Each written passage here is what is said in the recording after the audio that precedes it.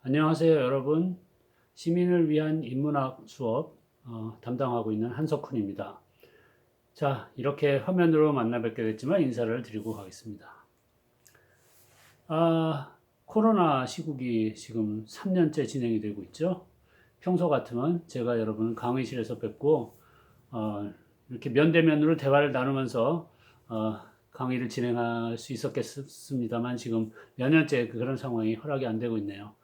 어, 올해 하반기에는 뭐 그것이 가능하게 되기를 희망해 보면서 자, 아쉽지만 그래도 여러분께서 이렇게 동영상 화면을 통해서라도 여러분의 여유 시간을 보다 내면을 풍성하게 만드는 그런 일에 투자를 하실 수 있다는 것에 대해서 감사를 드리고 또 축하를 드립니다. 자, 그래서 오늘부터 제가 6회에 걸쳐서 여러분께 제시할 내용은 제목을 뭐 이렇게 일단은 적어놨습니다. 인문학 수업인데요. 제가 인문학을 공부한 사람은 맞는데 그런데 좀 특수한 영역을 전문으로 하고 있거든요. 그것도 설명을 드리고 그리고 그 특수한 영역은 교육학인데요. 교육학에서 인문학하고 매우 깊게 관련을 맺은 그런 분야들을 제가 주로 공부를 하고 학생들을 가르쳐 오고 있습니다. 교육학에서 철학하고 역사라는 학문을 특히 중점적으로 활용하면서 학생들을 가르치는데 제가 이렇게 써놨죠. 교육 철학과 교육 역사학의 관점이라고. 이전에는 이 시민 인문학 수업을 뭐 제목 자체를 제가 교육 철학, 교육 역사학 이렇게 달아놨었는데 그게 좀 이렇게 많은 사람들한테 친근하게 느껴지지는 않는 것 같다는 생각을 했어요.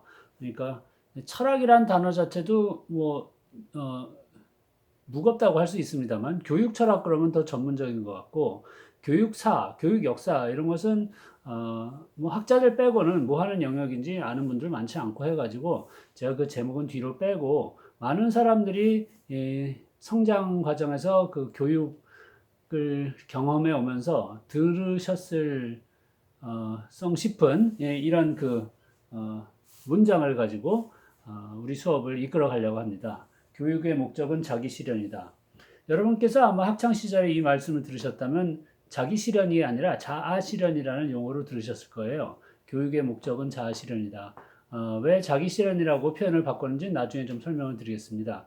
어쨌든 여러분들이 아마 중고등학교 시절에 어디선가 들으셨을 말씀, 교과서라든가 선생님 말씀이라든가 이런 데 들어있었을 말씀이 교육은 자아 실현이다. 자아실현을 위해서 하는 것이다 라는 말씀 드렸을 것이고 자아실현이 뭔지를 뭐 모르시는 분이 안 계시겠죠. 그런데 제가 생각하기에는 이 자아실현 또는 자기실현이 굉장히 깊고 넓은 분야라고 보고 있는데요. 그것을 학교에서 충분히 학생들에게 공감할 만큼 이렇게 나눠주고 가르쳐 주지는 않는다라고 느끼고 있습니다. 그래서 그것을 저하고 좀 깊이 생각해 보는 시간을 갖겠고, 어쨌든 이 말에 동의하시든 안 하시든 저는 이 주장을 일단 제시하고 수업을 이끌어 가겠어요. 교육의 목적은 자기 실현에 있다. 그리고 이것은 저의 개인적인 그냥 혼자 하는 주장이 아니라 많은 교육자들이 교육의 타당한 목적으로 제시하고 있기도 합니다만 이 교육 철학과 교육의 역사라는 분야에 많은 그 자료를 정리해봐도 이런 결론에 제가 이르렀습니다. 그래서 그것을 이야기하기 위해서 일단 처음에 제 소개부터 좀 하고 가겠습니다. 이름은 저기 써놨습니다만 하나 넘겨서 아까 말씀드렸다시피 저는 인문학 공부를 원래 했었어요. 학부 시절에 서양 역사를 공부했고 그리고 사실은 저 서양 철학에 더 관심이 많았었거든요. 그래서 부전공을 철학을 하면서 전공보다 철학 공부를 더 열심히 했던 것을 제가 기억을 합니다. 대학원 과정까지 이런 공부를 했었는데 이게 참 옛날 얘기죠. 수십 년 전입니다. 아직 우리나라가 그 군부 독재 권위주의 정권 치하에서 최루탄 냄새 맡으면서 살고 있었을 그런 시절인데 뭐 이런저런 특수한 그 인연 때문에 제가 학부 때 미국에 유학을 가게 됐어요, 갑자기. 그래서 학부서부터 석사, 박사까지 전부 다 미국에서 학위를 했습니다. 학부 때 서양사 했던 것을 미국에 가서도 계속 공부를 했는데 석사 과정에 들어가서 제가 뭐 이런 여러 심경의 변화를 겪었어요. 뭐 인생의 여러 가지 경험을 하기도 하고 하면서 전공을 교육학으로 바꿨어요. 그래서 저희 결과적으로 석사학위하고 박사학위는 교육학으로 받았는데 교육학이 어떤 분야인지에 대해서 뭐 대충 짐작을 하시겠습니다만 제가 그런 이야기를 뭐 자세하게 학문적 성격에 대해서 뭐 설명을 드리고 그럴 계획은 없습니다. 뭐 아시다시피 아이들이 학교에 가거나 아니면 학교 밖에서나 어떻게 성장하고 어떻게 자라고 배우는지를 연구하고 그걸 도와줄 수 있는 여러 가지 그 장치를 마련하는 그런 학문이라고 뭐 대충 말씀을 드리고 넘어가겠습니다만 그 학문 교육학의 영역에서도 역사를 공부를 안 할 수가 없어요. 왜냐하면 옛날서부터 사람들은 어떻게 배워왔나, 어떻게 학교에서 아이들을 가르쳐 왔나, 또는 학교 밖에서 아름아름 어떻게 또 우리들의 그 선조들이 지식을 습득하고 더 지혜로워져서 지금까지 만나를 공부하기 위해서는 역사 공부를 안 할 수가 없고 또 그렇게 역사를 통해서 우리 선조들이 지금까지 공부해온 것의 의미는 무엇이고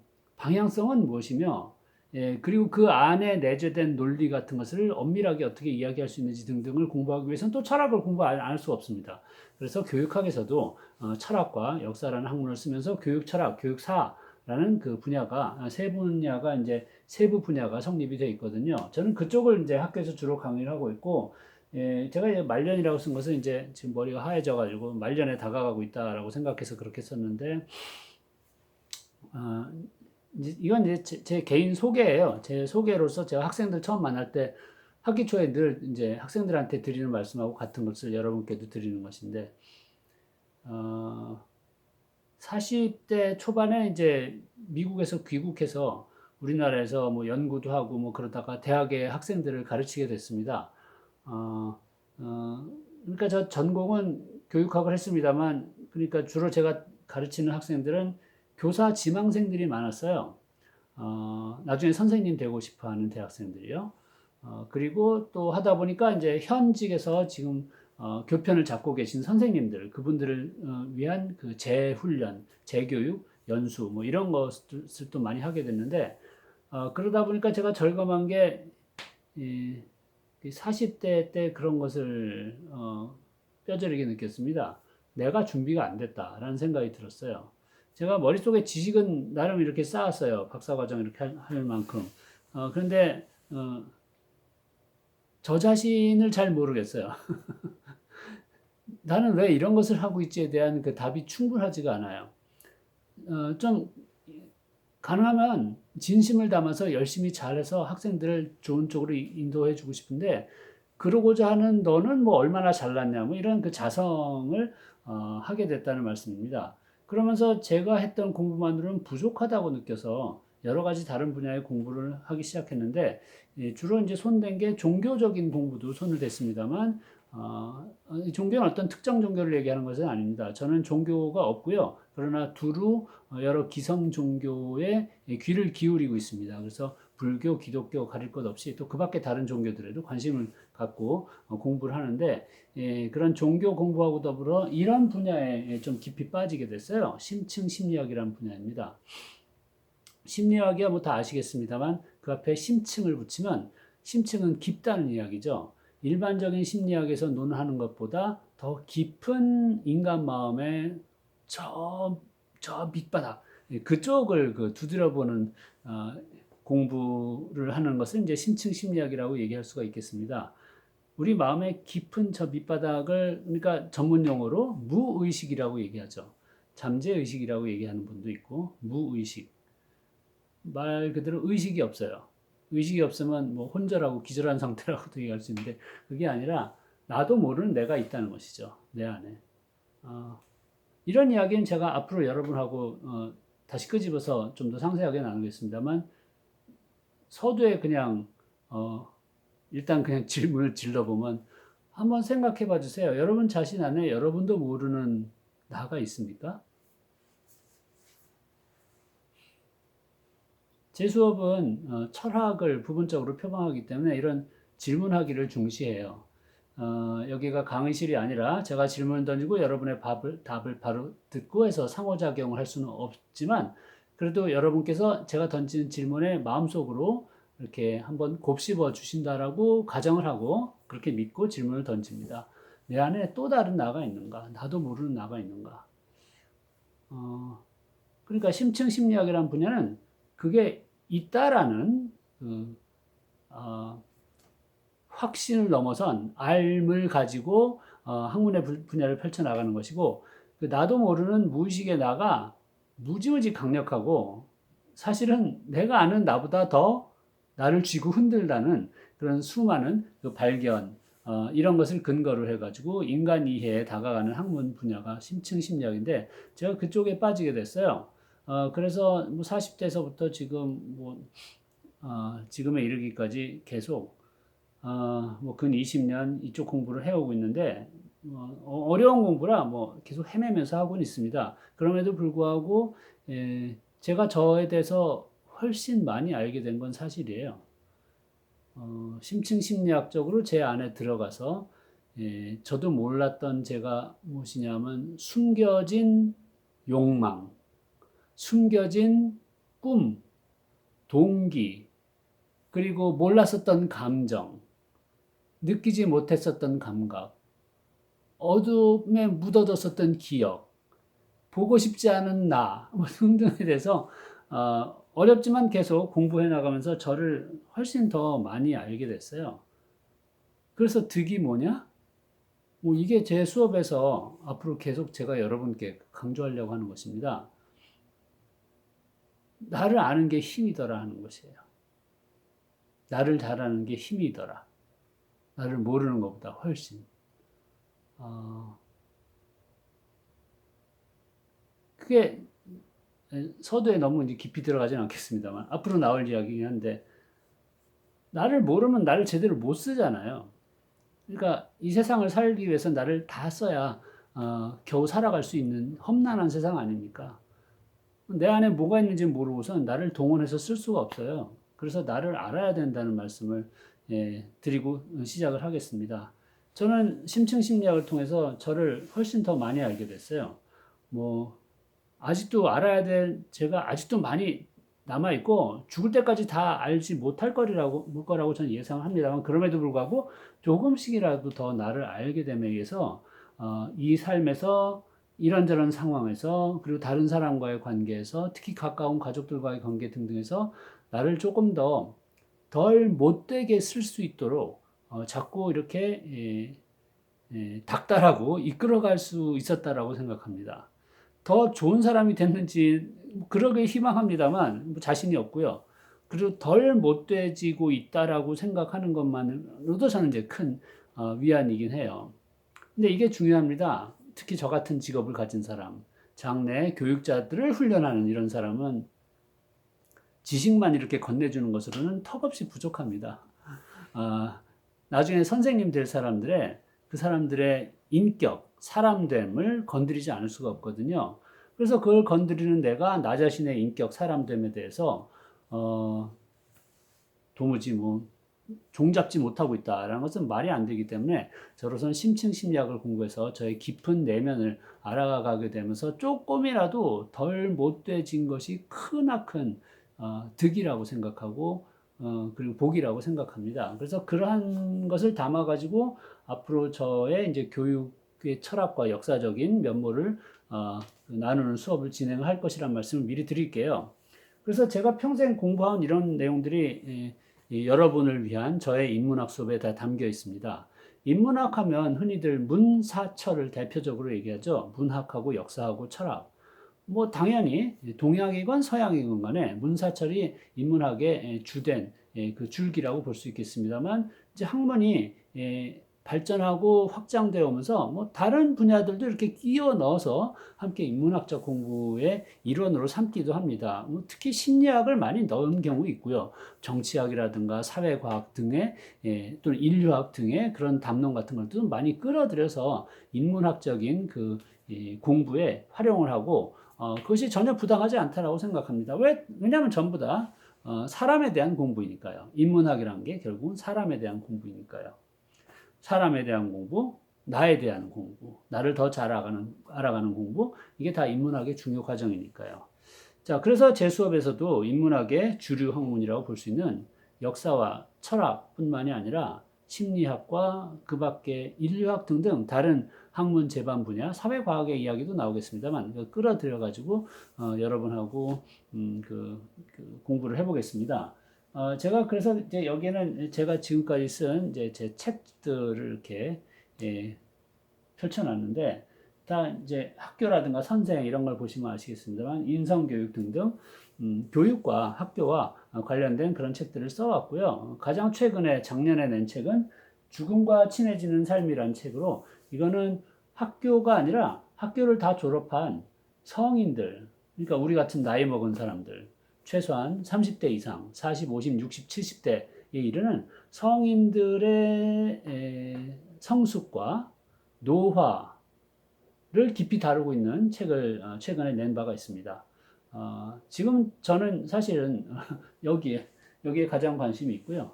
죽음, 그리고 죽음에 가까워지는 연령대에 속한 6, 70대는 앞으로 어떻게 살아야 될지, 또 6, 70대에 다가가고 있는 4, 50대 중장년층들도 자신을 어떻게 노화에 대비하고 그리고 더 성숙시킬 수 있을지 이런 것을 주로 많이 연구하고 그리고 이것을 나눌 방도를 그러니까 강의라든가 수업이라든가 책을 통해서 나눌 방도를 이제 주로 궁리하고 살고 있다라고 말씀드리겠어요. 자, 이게 저에 대한 짧지만 좀 길었나 소개가 되겠습니다. 이 소개를 바탕으로 그래서 우리가 이제 앞으로 나가려고 하는 것의 그 문제가 그 제목에 제가 써놓은 교육의 목적은 자기 실현이다란 이거부터 조금 그 해설을 하면서 나가려고 하는데요. 아까 자아 실현이라고 보통 쓰는데 저는 자기 실현이라는 용어를 택했다라고 말씀드렸죠. 같은 말이에요. 근데 엄밀하게 얘기하면 재미가 없습니다만 간단히 말하면 자아는 내가 알고 있는 나의 의식 같은 게 자아라고 얘기할 수 있거든요.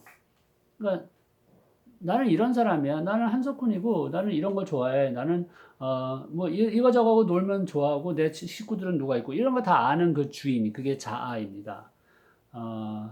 근데 그 자아를 실현한다는 것은 좀 비좁은 영역의 실현이라고 볼 수 있어요. 왜냐면 무의식이 포함이 안 돼 있기 때문이에요. 내가 아는 얘기만 하고 있잖아요. 근데 아까 제가 초반에 말씀드린 심층 심리학의 전제는 내가 모르는 나가 있다는 거 아니에요. 있는 정도가 아니라 엄청나게 크고 넓고 깊고 그게 나를 좌지우지하기까지 한다는 게 심층 심리학의 전제이거든요. 그러면 내가 아는 나의 주인인 그 자아는 너무 작은 주인이라고 볼 수 있습니다. 자아뿐만이 아니라 내가 모르는 나도 다 통틀어서 아는 나 모르는 나 다 통틀어서 그 전체 나의 주인을 심층 심리학에서는 자기라고 상정하고 있습니다. 이제 영어의 원래 용어가 self, 독일어로 selbst라는 단어를 우리나라 말로 바꿔서 자기라고 할 수밖에 없습니다. 그래서 진정한 나를 완전히 드러내고 성숙시키는 과정은 작은 자아의 실현이 아니라 그걸 넘어서 의식, 무의식 다 통합한 전체 나의 주인인 자기를 실현하는 길이라고 얘기해야 되거든요. 그래서 지금은 학계에서는 자기 실현이라는 용어를 자아 실현보다 더 선호하고 있습니다. 그것은 이제 서양 학문을 번역하는 과정에서 잠깐 뭐랄까 새길로 빠져서 다시 돌아온 것이라고 말씀드릴 수 있겠어요. 그래서 저는 여러분이 이제 친숙하신 단어 자아 실현 말고 자기 실현이라는 용어를 이제 앞으로 계속 쓸 테니까 이해를 해주시기 바랍니다. 근데 자기를 실현하기 위해서는 이제 나를 실현하기 위해서는 먼저 아까 말씀드린 것처럼 나를 잘 알아야 실현이 되거든요. 내 안에 뭐가 있는지 끄집어내야 되니까 그러면 내 안에 그게 있는지를 안다는 것은 나를 제대로 안다는 것이죠. 근데 이게 참 힘든 일입니다. 나를 안다는 것. 나를 안다. 또 질문을 던져볼게요. 자신을 잘 아세요? 나를 안다는 것은 어쩌면 모든 공부 중에 가장 어렵고 가장 궁극의 질문일지 모르겠어요. 나를 안다는 것. 그걸 지금부터 좀 말씀드리겠습니다. 이 나를 안다는 것에 요즘 우리나라 사람들도 많이 꽂혀 있다고 생각해요. 여러분 MBTI 다 아시죠? 여러분께서 직접 흥미가 없으시더라도 여러분의 자녀라든가 요새 젊은 사람들이 이거 입에 달고 다니는 건 여기저기서 아마 들으셨을 것입니다. 이게 원래 이제 용어는 마이어스-브릭스 타입 인디케이터 그래서 마이어스하고 브릭스라는 두 연구자가 이제 그 가족이죠. 그 사람들이 사람 인격의 다양한 그런 지향성을 정리를 해가지고 이렇게 네 가지 방향성을 가지고 정리를 해서 성격을 그 유형을 규정한 그런 그 평가표인데요. 근데 잠깐 보시면 이게 그 외향, 내향, 감각, 직관, 사고, 감정이라는 것은 원래 이 마이어스 브릭스 말고 제가 앞으로 자주 인용할 스위스 출신의 정신의학자인 칼 구스타프 융이라는 사상가가 애초에 그 기초를 그 만든 것입니다. 그거를 이제 최근에 들어서 보다 평가에 간편하게 이렇게 개조해가지고 대중성 있게 만든 게 이 마이어스 브릭스 테스트의 그 MBTI 검사이거든요. 이게 요즘에 우리나라에서 엄청나게 젊은이들 사이에서 인기를 끌고 있다 이 말이에요. 그래서 너무 인기를 끌다 보니까 심지어는 어떤 기업체 채용에서 그 지원자의 MBTI를 물어보고 그것을 가지고 채용의 근거 참고 자료를 쓴다 이런 신문 기사가 나오기까지 할 정도입니다. 네, 그건 이제 명백히 오버하고요. 그러면 안 돼요. 제가 이해하기로는. 그래서 그런 일은 없어야 될 것이라고 봅니다만, 근데 이제 왜 그러냐 하면, 첫 번째 그 사람의 인격을 나누는 첫 번째 그 축이 외향, 내향이라고 이렇게 나눠버리는데, 그럼 회사에서는 영업직 사업 뽑는데 내향을 뽑을 리가 없잖아요. 그래서 MBTI 검사에서 내향이라고 나온 친구들은 제껴놓는다라는 그런 그 풍문이 도는 것입니다. 그 뭐 나름 타당하다고 볼 수 있어요. 그 회사에서는 보다 더 진취적이고 밖으로 나가고 활동적이고 그리고 사람들 상대 잘하고 그런 직원을 뽑고 싶다면 당연히 이제 외향형 직원을 뽑으려고 하겠죠. 그러나 이게 이제 문제가 이렇게 간단하지가 않습니다. 왜냐하면 첫 번째 외향과 내향이 이렇게 칼로 무 베듯이 딱 잘라서 그 결정되는 것이 아니기 때문에요. 제가 아까도 말씀드린 것처럼 제가 자꾸 질문 던지는 수업을 하는데 조금 익숙해지십시오. 이것도 생각해 보세요. 여러분 자신은 어떻습니까? 외향입니까? 내향입니까? 뭐 이미 다 잘 아신다라고 생각하실 수 있죠. 뭐 연세가 이렇게 높으시다면 당연히 이런 걸 이미 잘 아실 거예요. 그러나 어린아이들은 청소년이라든가 그리고 20대 청년들도 이게 확실히 모르는 사람들이 많이 있어요. 왜냐하면 100% 내향이나 100% 외향인 사람은 없거든요. 정도의 문제란 말입니다. 그러니까 이게 왜 이게 내라고 본다면 그 사이에 연속선이 있다고 봐야 돼요. 그래서 그 연속선의 어느 위치에 내가 그 속하는가를 판정을 해야지 나는 100% 내향이야. 나는 100% 외향이야. 뭐 그런 사람은 있을 수 없다란 말이죠.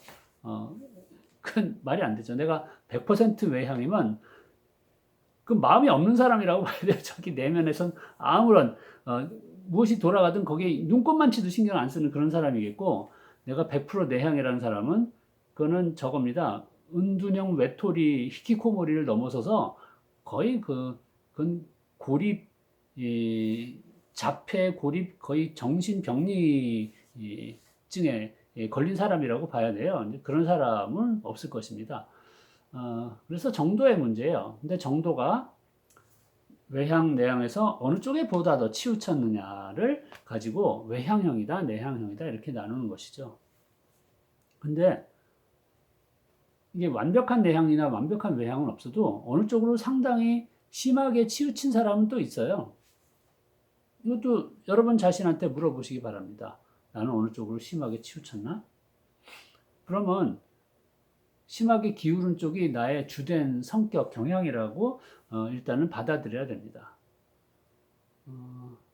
왜냐하면 그게 바뀌질 않아요. 일단 이거 그 연구한 융의 후예들 분석 심리학이라고 하는데 분석 심리학계라든가 이 MBTI 연구하고 그런 쪽에서 거의 확실시하고 있는 것은 이 외향, 내향은 선천적이라고 보고 있어요. 태어날 때 타고난다라고 보고 있어요. 그래서 죽을 때까지 바뀌는 것은 아닌데 쭉 가지고 가는데 그것을 조금 모자란 점을 보완할 수 있다라고 보는 것이죠. 그래서 내가 태어날 때부터 외향이에요. 그런 사람은 죽을 때까지 외향이란 말이에요. 그러나 그 사람도 자신 안에 내향, 이것을 열등 성향이라고 얘기합니다. 내향을 무시하고 내팽개쳐버리는 게 아니라 살아가면서 더 키워줄 수는 있다는 얘기예요. 여전히 난 주류는 외향이지만 나의 열등한 내향을 더 키워줄 수 있다. 그러면 무슨 일이 생기느냐? 난 외향이 나의 주된 에너지원이지만 내향도 이렇게 커지니까 양쪽이 다 커지니까 내가 더 힘이 세지는 거예요. 그래서 내가 더 잘 사는 거예요. 이건 굉장히 중요합니다. 반대로 내가 주력이 내향인 분, 그래서 보통 혼자서 일하고 사람들 너무 많이 만나는 거 피곤하고 이러신 분이라도 자신의 열등 성향인 외향을 무시하지 말고 그것에 신경을 써서 밖에 나가서 활동도 하고 세상에 참여도 하고 인간관계 좀 만들어 보고 그럴 때 주력인 내향과 열등인 외향이 함께 힘을 합쳐서 더 온전한 경지에 이를 수 있다라고 보거든요. 그래서 일단 내가 어느 쪽인지 그 판단하는 것도 중요하지만 그 판단하고 나서는 나의 약한 부분, 그것을 더 키우는 노력을 하는 것은 굉장히 그 긍정적이라고 말할 수 있겠습니다. 제가 원래 이 MBTI 설명하려고 시작한 게 아닌데 아까 처음에 소개한 것처럼 저희 이제 최근에 계속 공부하고 있는 분야가 심층 심리학이다 보니까 이것의 이론적 원천이 됐던 칼 융의 그 성격학에 그 관심이 많아서 이야기가 많아졌는데요. 한 가지만 그 참고하실 수 있는 재미있는 것을 말씀드리면 만약에 여러분 중에서 외향과 내향 중에서 딱 중간에 걸쳐서 나는 외향인지 내향인지 잘 모르겠어 하시는 분이 있다면 그걸 굉장히 복받은 분이시라고 저는 생각을 해요. 왜냐하면 조금 아까 말씀드린 것처럼 외향도 쓰고 내향도 쓸 수 있으니까 양면을 다 쓸 수 있으면 더 능력이 강해지는 것이니까요. 다 쓸 수 있는 것은 좋은데 그런데 어느 쪽이 나의 주력일까, 어느 쪽이 조금 더 나의 강점일까를 생각해 보기 위해서 중요한 그 판단 근거가 되는 것은 내가 편한 쪽입니다. 그게 내 주력이에요. 그리고 내가 좀 피곤을 느끼는 쪽이 나의 열등이고요. 그래서 나는 원래 파티도 좋아하고 사람들 만나는 거 되게 좋아하는데 근데 사람들 만나서 5-6시간 있으면 왠지 피곤해지고 그럼 나 혼자 방에 들어가서 좀 쉬다 나와야 돼. 그런 경향이 있으면 내향일 가능성이 굉장히 높다는 말씀이죠. 그리고 뭐 혼자 책 읽는 것도 좋아하고 그럼에도 불구하고 방에만 틀어박혀서 요즘 같은 코로나 시국에 확진돼 가지고 틀어박혀서 일주일 있었더니 죽을 것 같다. 그런 분은 이제 외향이고 그래서 밖에 나가서 사람들을 만나셔야 되고 그렇습니다. 자, 이게 나를 이해하는 데 있어서 일단 나의 성격을 이해하는 데 있어서 기본적이라는 것이죠. 다시 한번 MBTI 설명드리려고 이야기 끝난 게 아닌데 말씀이 길어졌네요. 원래 이 이야기 꺼낸 것은 자기 실현에 이르기 위해선 나를 잘 알아야 된다는 말씀을 드리려고 꺼낸 것이고 나를 안다는 것은 자기 이해인데 자기 이해에 요즘 사람들이 관심이 많지 않은가 하는 생각이 들어서 이 이야기를 가지고 왔어요. 자기 이해에 관심이 많지 않은가. 그래서 내가 외향인지 내향인지도 알고 싶고 감각 대 직관, 감각은 눈으로 보고 냄새 맡고 만지고 이런 게 오감이잖아요. 그걸 통해서 세상을 잘 파악하는 사람들이 있어요. 이런 사람들은 그 기술이라든가 자연과학 쪽 관찰하고 그런 걸 잘하거든요. 근데 직관은 그런 거 만져보고 자루 재지도 않아도 턱 하고 이제 오는 통찰 같은 게 있는 그런 사람들입니다. 이런 사람들은 이제 돗자리 펴면 뭐 잘할지도 모릅니다만 그거보다는 좀 더 순식간에 나한테 주어진 이런저런 상황들을 이렇게 포괄하는 어떤 하나의 관점 같은 걸 갑자기 이렇게 느끼는 뭐 그런 능력이라고 할까요? 그래서 이런 사람들은 그 직관이 뛰어난 사람들은 그 사업의 이제 새로운 길을 그 개척하는 뭐 이런 능력도 뛰어나고 그리고 그 학문에서도 나름의 그 성과를 발휘할 수도 있고 그렇습니다. 그리고 여기 사고 대 감정이란 것은 뭐 쉽게 이해를 하실 수 있겠죠. 주로 생각을 많이 하는 사람하고 주로 이제 마음으로 감정을 느낌으로써 세상을 대하는 그런 사람을 말합니다. 이게 사실 구분이 매우 힘들어요. 나는 사고형인지 감정형인지. 그리고 끝에 이제 판단하고 인식도 이거는 판단은 세상을 이렇게 관찰해 본 다음에 이거야 여기 투자할 거야 하고 몸을 쉽게 던지는 사람이 판단형인데 인식형은 그걸 잘 못하는 사람이에요. 이건 공부 많이 하는 사람들이 인식형이 많아요. 왜냐하면 여기선 이런 문제가 있고 정치 경제적으로 이런데 심리적으로는 이래. 그렇다 보니까 이걸 더 고려를 해야 되겠다. 이렇게 생각하다 보니까 정작 어디 투자를 못하고 사업을 시작은 못한다 이런 말씀이죠. 그래서 이 인식형은 또 그런 그 맹점이 있고 그렇습니다. 근데 우리가 어디에 속했는지를 이걸 판단하기 힘이 들어서 그래서 MBTI에선 여러 가지 문항을 놓고 자기를 이제 테스트하게 하죠. 그런데 그 테스트를 그 믿으라고 쉽게 믿으라고 말씀 못 드리겠어요. 그 테스트 해가지고 뭐 이런 결과들이 나오잖아요. 그래서 요새 젊은 친구들은 대학생들은 이런 거 자기 그 유형을 입에다 달고 다닙니다. 저도 이 알파벳 그 약자가 별로 이렇게 빨리 들어오질 않아요. 그래서 나는 뭐 ISFP야 뭐 이런 식으로 얘기를 하고 다녀요. 그러면 저는 이제 한참 생각을 해봐야 되는데 테스트 한 번에서 이 답이 나오는 게 사람이겠습니까? 사람은 그렇게 쉽게 이해할 수 있는 존재가 아니죠. 여러분 자신 쉽게 이해할 수 있습니까? 여러분의 배우자 쉽게 이해할 수 있습니까? 여러분의 자녀를, 여러분의 부모를, 아니면 여러분의 동료, 길에 있는 다른 사람을? 사람의 이해는 너무도 어렵습니다. 그래서 궁금한 거죠, 우리는. 사람이 무엇인지, 나는 누구인지. 거기에 나름의 기초적인 자료를 MBTI 검사 같은 게 제시해 주는 것입니다. 기초적인 자료죠. 이걸 그냥 믿는 것은 저는 절대 비추입니다. 참고 자료예요.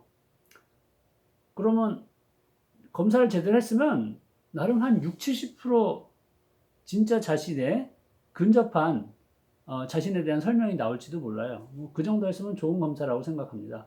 그러나 잘해봤자 6, 70%일 거라고 이제 전 대충 말씀을 드리고 MBTI를 기초 삼아서 진짜 내가 이런 형인지는 살아가면서 경험을 통해서 확인을 해봐야 될 거라고 말씀드리겠어요. 자, 다시 한번 이런 뭐 MBTI 검사에 대해서 말씀드리는 이유는 이제 21세기에 와서 우리 젊은이들이 자기 이해에 관심이 깊어졌다라는 매우 고무적인 상황에 대해서 여러분께 보고를 드리기 위해서입니다.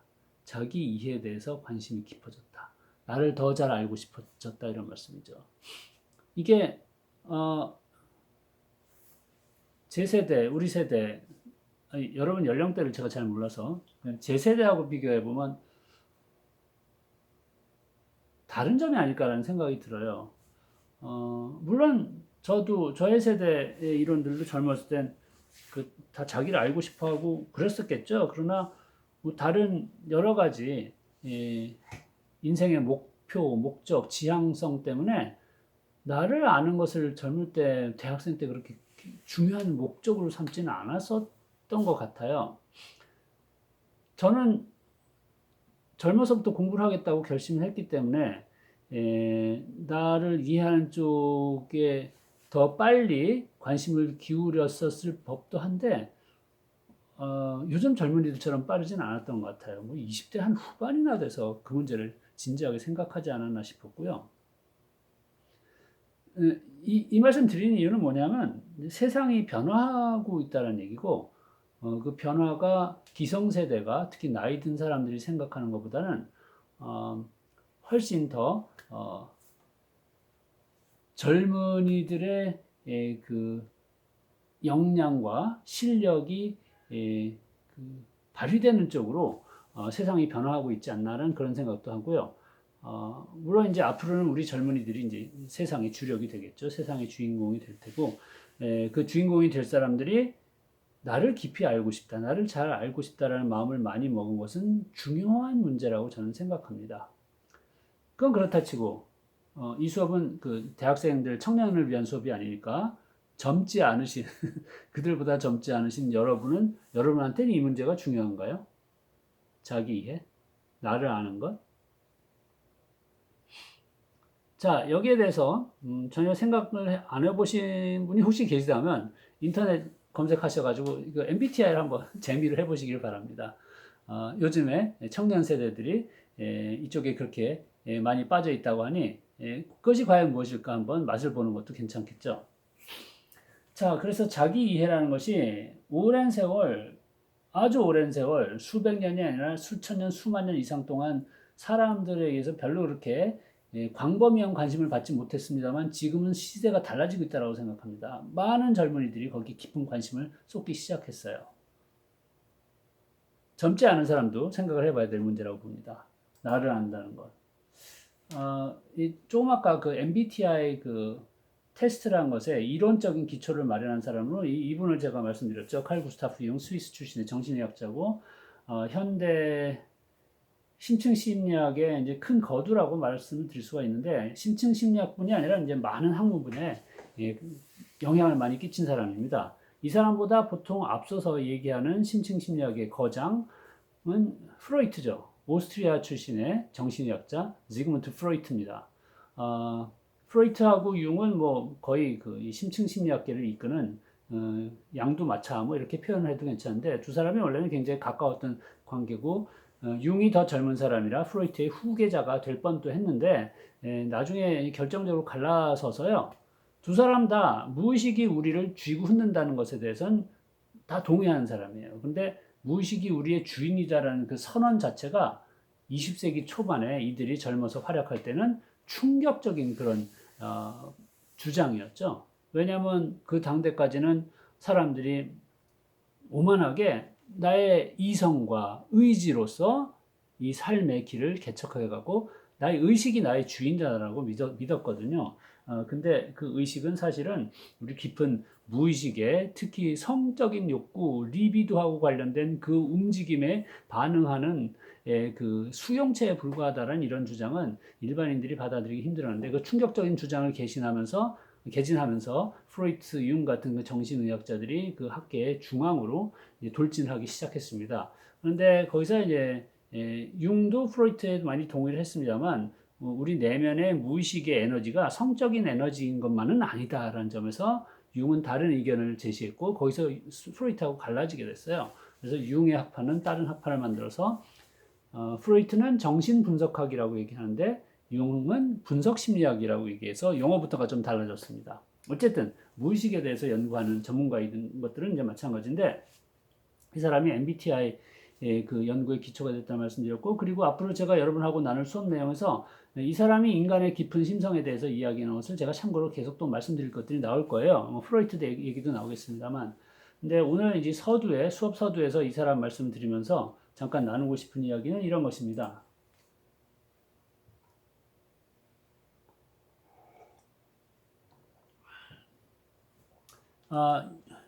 융의 저서에 이것하고 같은 의미를 가진 문장이 있는데 그 문장이 조금 어려워서 제가 제 입맛에 맞게 약간 고쳐 쓴 것이에요. 동의하세요? 한 해도 새로운 날을 발견하지 않고 지나간 적은 없었다. 그러니까 우리는 매년 새로운 날을 발견한다는 이야기죠. 그런 것 같으세요? 제가 계속 던지는 이런 질문들이 자아성찰의 질문들입니다. 자아성찰 뭔지 다 아시죠? 나에 대해서 깊이 들여다보고 관찰하고 생각해 보는 것. 그게 자아성찰이죠. 나에 대해서 깊이 들여다보고 관찰하고 생각을 해봐야 나를 더 잘 알게 되겠죠? 그래서 자아성찰을 하면 자아이해, 자기 이해가 더 깊고 넓어지겠고 자아성찰에서 자아이해와 자기 이해가 깊고 넓어지면 자기 실현의 가능성을 더 적극적으로 찾을 수 있을 것이라고 전망하겠습니다. 그래서 우리 수업은 교육의 목적이 자기 실현에 있다라고 말씀드렸는데 거기 가기 위한 방법으로 자아 성찰을 계속 제시를 하겠어요. 자아 성찰의 질문입니다. 매년 새로운 자신을 발견하시는지. 그러면 작년서부터 따져보세요. 2021년에 새로운 나를 발견하신 게 있는지, 전에 몰랐던 나가 2021년에 튀어나온 게 있는지, 2020년에 있었는지, 만약에 시간 여유가 있고 이런 자아성찰이라는 활동에 가치에 공감하시는 분이라면 많은 시간을 들여서 자신의 인생 전반을 회고해 보시는 것도 좋은 방법이에요.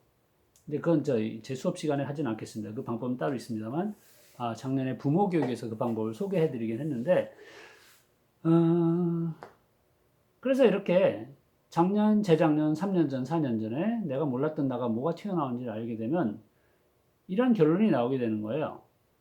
내년에도 또 나오겠구나. 후년에도 또 나오겠네. 지금은 아직 모르는 내가 앞으로도 매년 나오겠구나 하는 그런 당연한 논리적인 결론에 도달하게 되죠. 바꿔 말해서 내 안엔 아직 튀어나올 게 많다는 얘기고요. 그걸 난 지금 모른다는 이야기입니다. 그렇죠.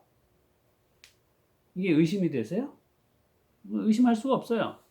여러분이 여러분 평균 연령을 제가 지금 감을 잘 못 잡겠는데 그동안에 시민인문학에 모이셨던 분들을 생각해서 그냥 한 40세라고 칩시다. 그러면 40세 이러한 나가 될 것을 17살 때 나는 상상을 했습니까?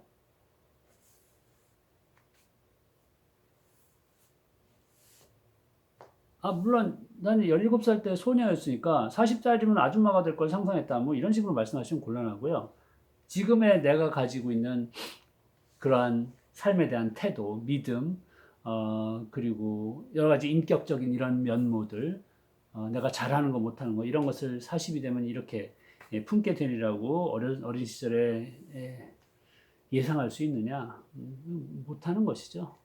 왜냐하면 17살 이후 내가 겪었던 수많은 삶의 그 과정, 편린들을 생각해 보면 어린 소녀는 상상도 못할 일들을 나는 지금까지 겪으면서 해왔다고 볼 수가 있어요. 새로운 경험들, 새로운 사람들, 새로운 장소, 새로운 일, 새로운 책임 이런 걸 맡으면 몰랐던 내가 이제 나오기 마련이죠. 자, 그래서 융 선생 말씀대로 우리는 매년 뭔가 새로운 것을 접하게 되면 그것에 대응하는 몰랐던 내가 내 내면에서 튀어나오게 된다고 말할 수가 있겠습니다. 그 튀어나오는 곳이 어디냐? 나도 모르는 나이기 때문에 무의식이라는 것이에요.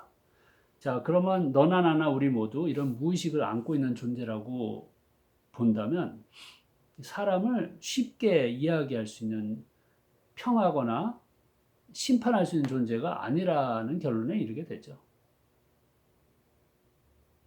나 자신도 마찬가지입니다. 내가 나를 안다고 자신할 수가 없습니다. 내가 지금까지 겪어보지 않은 새로운 경험에 맞닥뜨리게 되면 그 전까지 몰랐던 내가 튀어나올 수가 있어요. 근데 그 튀어나올 나는 지금까지의 인생을 자료 삼아서 추측해보면 튀어나올 나는 좋을 수도 있고 나쁠 수도 있죠. 그게 참 중요한 문제입니다. 그래서 앞으로 내가 지금까지 경험해보지 못한 어떤 일을 앞으로 또 이제 부딪히게 될 때, 나의 나쁜 게 튀어나온 것은 참 두려운 일입니다.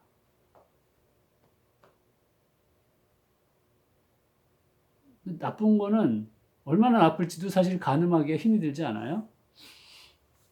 내가 17살 소년이나 소녀였을 때는 인생을 이렇게 생각하지 않았는데, 나중에 세상에 나가서 이런 사람 저런 사람을 겪고 좋은 사람도 있지만 그렇지 않은 사악한 사람도 있잖아요.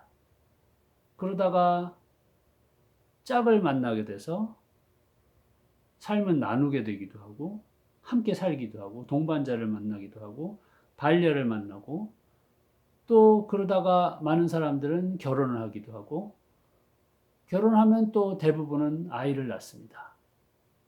그래서 그 아이가 커가는 과정을 지켜보고 그 아이를 키우는 엄마나 아빠가 됩니다.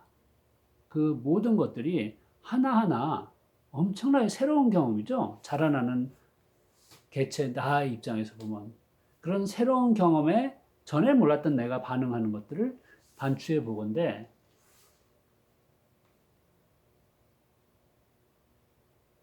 늘 좋은 내가 튀어나온 건 결코 아니에요. 그러니까 새로운 경험, 직장에 취직하고 동반자를 만나고 아기를 낳고 자식을 키우고 그러면서 내가 겪은 것에 반응하는 튀어나온 나는 너무 형편없는 것들이 많았습니다. 너무 부끄러운 것들이 많았고. 여러분은 어떠세요? 전 그것 때문에 심층심리학 공부를 하게 됐어요. 물론 때로는 제 안에서 좋은 게 나온 적도 당연히 있죠. 제가 뭐 악마도 아니고 늘 나쁜 것만 튀어나왔겠어요. 그런데 너무 실망스러운 나쁜 면들이 쬐꼬만한 밴댕이 소갈딱지 같은 이기적이고 부끄러운 나가 나오는 순간들이 많으니 이제 남은 여생 동안은 그런 것이 아니라 보다 더 마음에 드는 내가 내 무의식에서 튀어나오기를 간절히 소망하게 됩니다. 그래서 곱게 살다가 가고 싶거든요. 그래서 제 내면을 공부하는 심층심리학 쪽을 계속 지금까지 파오고 있다는 말씀입니다. 자, 이게 매우 무거운 말씀이라는 것을 이제 여러분하고 나누는 것이고, 그래서 얕은 나의 의식, 이것만을 공부하는 게 아니라 더 깊은 나를 공부할 때 나에 대한 이해가 커지고 그리고 그것을 바탕으로 자기 실현하게 될 것이라는 이 구도를 가지고 교육의 역사하고 철학을 앞으로 여러분께 좀 펼쳐 보이겠습니다. 방금 말씀드린 것이에요. 나를 알기. 그게 자기 이해이고요. 좀 어려운 말로 바꿔서 이 연장선상에서 자기 실현이 이루어질 수 있다 라는 말씀 드렸습니다. 뭐 이러한 이야기를 일단 서양의 뭐 유명한 사상가들의 말씀을 빌어서 표현해 보자면 다 아시는, 요새는 테스 형이라고도 부릅니다만 저는 소 선생님이라고 부르기 좋아합니다.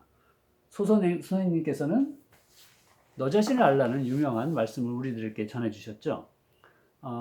이거 이제 소 선생님이 지으신 말씀은 아니고 아테네에 있는 델피 신전에 가서 이렇게 신탁으로 받은 겁니다. 그러니까 계시예요, 계시. 하늘이 소 선생께 주신 계시예요. 이 계시가 너 자신을 알라 했다. 근데 이 계시가 2000 수백 년 동안 인류한테 던져지고 인류가 이것을 받아들인 것이죠. 이건 정말 위대한 계시인 것 같다. 그래서 그것을 가슴에 품고 지금까지 이 질문을 해대고 있습니다. 저를 포함해서. 나를 알아야겠는데 나는 누구냐? 가장 어려운 질문일 것 같아요. 그래서 이 질문에 그동안 수천 년 동안 인간을 키운 교육계는 어떤 식으로 반응을 했는지 이제 제가 여러분하고 앞으로 나누겠습니다. 소크라테스는 뭐 서양 철학 쪽으로 보면 거의 서양 철학의 아버지처럼 추앙받는 인물이죠. 그래서 드리고 싶은 말씀 많은데 나중에 다시 끄집어내기로 하고, 그리고 이제 소크라테스의 수제자가 플라톤이고요. 플라톤은 뭐 거의 서양 철학 2000년 역사를 쓴 사람처럼 또 대접을 받는 사람입니다만 플라톤의 수제자가 바로 이 사람이죠. 아리스토텔레스예요. 아리스토텔레스는 현대 그 자기실현 이론의 그런 담론의 어떤 그 효시처럼 이제 간주가 되는 경우가 많이 있습니다만 특히 이 사람의 이러한 비유 때문에 그런데요. 그러니까 이 쬐꼬만 그 나무씨 도토리 하나는 요만한데도 나중에 그게 자라나서 엄청나게 커다란 거목이 되잖아요.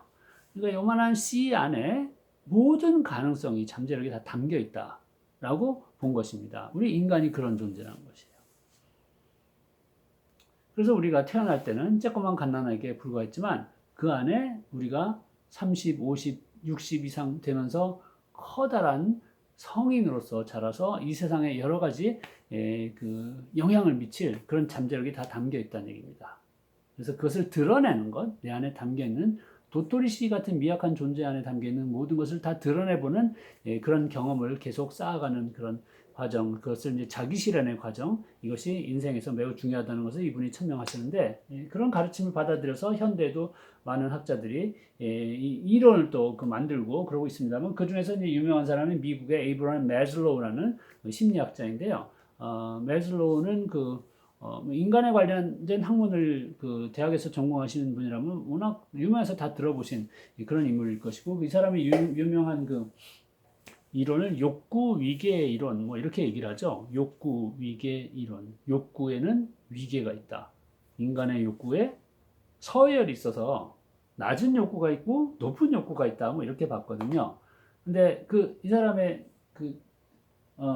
주장은 제일 높은 욕구가, 최상의 욕구가 자기 실현 욕구라는 것이에요.